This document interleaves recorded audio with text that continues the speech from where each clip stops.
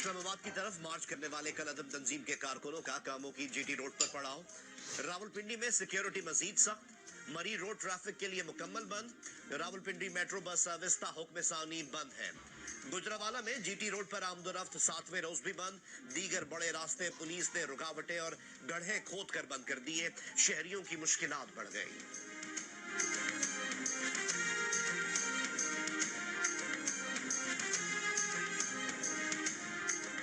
حکومت نے 2 ماہ کے لیے پنجاب میں رینجرز کو بلا لیا۔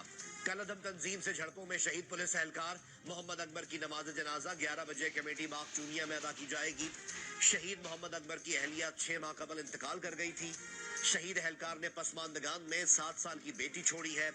وزیر اعلیٰ پنجاب سردار عثمان مزار کا کہنا ہے ان واقعات میں ملوث افراد کے خلاف سخت ترین ایکشن لیا جائے گا۔